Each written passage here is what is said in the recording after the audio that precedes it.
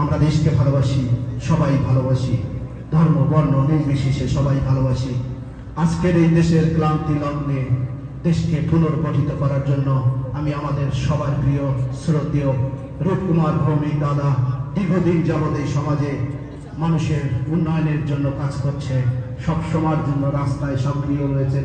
আমি শ্রদ্ধেয় দাদা রূপকুমার দাদাকে তার মূল্যবান বক্তব্য রাখার জন্য অনুরোধ জানাচ্ছি।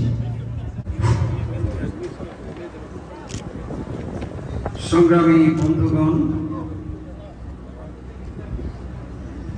আমি ব্যক্তিগতভাবে একটি মুক্তিযোদ্ধা পরিবারের সন্তান।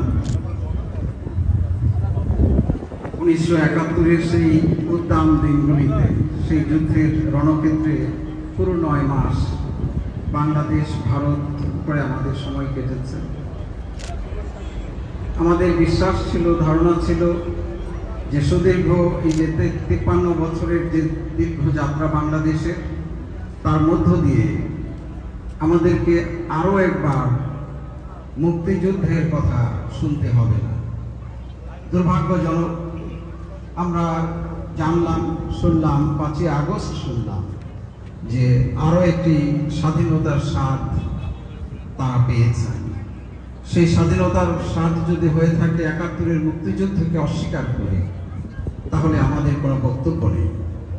শুধু আমি এটুকুই বলবো, আজকে আমার পূর্ববর্তী, আমার অগ্রজ প্রতিম বক্তাগণ যেই হতাশার কথা ব্যক্ত করে গেছেন, যেই দুর্দশার কথা, আমাদের যেই দুঃখের কথা, কষ্টের কথা, বৈষম্যের কথা ব্যক্ত করে গেছেন, আমার শুধু this is my personal achievement just to see what had happened in Bangladesh, that we need to get ready for another war, and this time the war will be more complicated, more complex, because the actual phase of 1971 already has come forward, and সেই যুদ্ধে আমরা কিভাবে আমাদেরকে আরো শক্তিশালী করতে পারি, ঐক্যবদ্ধ করতে পারি,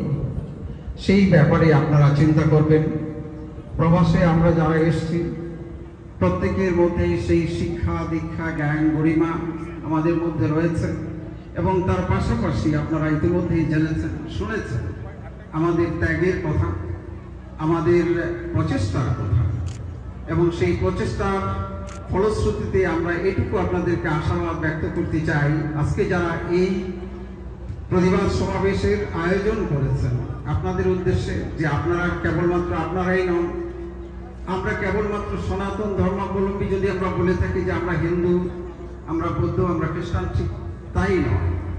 আমাদের সাথে বাংলাদেশের আপামর জনগোষ্ঠী রয়েছে, যারা শুধু আমাদেরকে সহযোগিতা করবে না, বা যারা আমাদেরকে টার্গেট আগেও করে এসেছে, এখন তাদের জন্য একটি ক্ষেত্র প্রস্তুত হয়েছে, কিন্তু সেই ক্ষেত্র খুব দীর্ঘদিন প্রলম্বিত হবে বলে আমরা মনে করি না।